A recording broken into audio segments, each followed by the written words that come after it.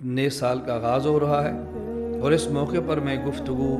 اپنی ماؤں، اپنی بہنوں، اپنی بیٹیوں سے کر رہا ہوں، اور دیگر تمام افراد جو میری اس گفتگو کو سن رہے ہیں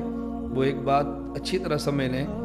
کہ حضور اکرم صلی اللہ علیہ وسلم کے اعلان نبوت سے قبل جو سن کی ترتیب تھی اسے عیسوی سن کہتے، عیسوی۔ حضور اکرم صلی اللہ علیہ وسلم کے اعلان نبوت کے بعد جو دن اور مہینے اور سال شمار ہوتے اس ترتیب کو سن نبوی کہتے، نبوت کا پہلا سال، دوسرا سال، تیسرا سال۔ اور حضور اکرم صلی اللہ علیہ وسلم کے مدینہ منورہ تشریف لانے اور آپ کی وفات پا جانے کے بعد جو سن چلا ہے اسے سن ہجری قمری کہا جاتا ہے، اور یہ باقاعدہ حضرت عمر بن خطاب رضی اللہ تعالیٰ عنہ کے دور میں شروع ہوا ہے۔ حضرت عمر رضی اللہ تعالیٰ نے فیصلہ فرمایا، تمام صحابہ کے نے اس کی تائید فرمائی ہے، اور گویا اس بات پر صحابہ کا اجماع ہے کہ مسلمانوں میں جو شرعی مسائل کے لیے سن چلے گا وہ سن ہجری ہوگا، ایک سن عیسوی، ایک سن نبوی اور ایک سن ہجری۔ جو ہمارے سال چل رہے ہیں مسلمانوں کے، جن کا آغاز محرم سے ہوتا ہے، ہم اس کو بھی ذہن میں رکھیں۔ ہم انگریزی سال بھی کہتے ہیں، عیسوی سال بھی کہتے ہیں، اس کا آغاز جنوری سے ہے، اور مسلمانوں کے لیے وہ سال جس کا تعلق شریعت کے حکام سے ہے اس کا تعلق محرم الحرام سے ہوتا ہے، اور یہ ہجری سال شمار ہوتے ہیں۔ تو جس طرح آج بڑی شد و مت کے ساتھ نئے سال کا تذکرہ کیا جاتا ہے، پرانے سال کے تذکرے ہوتے ہیں، اور اللہ ہم سب کی حفاظت فرمائے، 31 دسمبر کو فحاشی اور عریانی کا سیلاب امنڈ آتا ہے، اور ہمارے وہ مسلمان بھائی جو ان خرافات میں شریک تو نہیں ہوتے لیکن نئے سال کی مبارکیں وہ بھی پیش کرتے ہیں۔ نئے سال کے نام پہ باقاعدہ مبارک دینا، اس کا ہماری شریعت میں کوئی تصور نہیں ہے، اس کا ہماری شریعت میں کوئی وجود نہیں ہے۔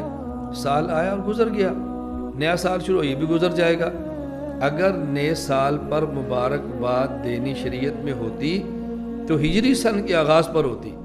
اور تعجب یہ ہے کہ جس حد تک اس سن کو عام کیا جاتا ہے عیسوی کو، اس حد تک سن ہجری کو مسلمان اس کو رواج دینے کے لیے تیار نہیں ہوتے۔ اور سن ہجری کی بنیاد سیدنا فاروق اعظم رضی اللہ عنہ رکھی ہے، لہذا سن ہجری کو یاد رکھنا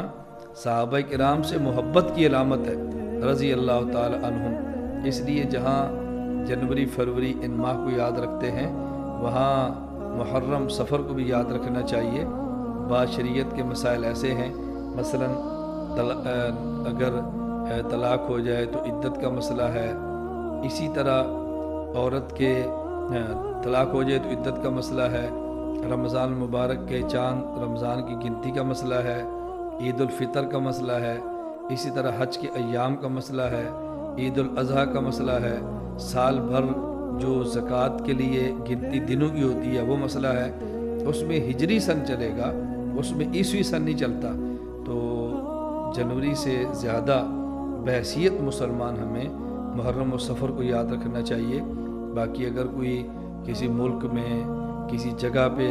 یہ عیسوی سن کی ترتیب سے حساب کتاب ہوتا ہے، ہم اس کو گناہ اور ناجائز نہیں کہتے، لیکن شرعی مسائل کا تعلق ہجری سن سے ہے۔ اللہ پاک ہم سب کو توفیق عطا فرمائے۔ میں آپ کی خدمت میں گزارش کروں گا کہ ہم اس بات کا اہتمام کریں کہ شریعت کو مقدم رکھیں، سنت کو مقدم رکھیں، اپنی پوری زندگی دین کے مطابق گزارنے کی کوشش کریں۔ اللہ تعالی ہم سب کو شریعت پر عمل کرنے کی توفیق عطا فرمائے۔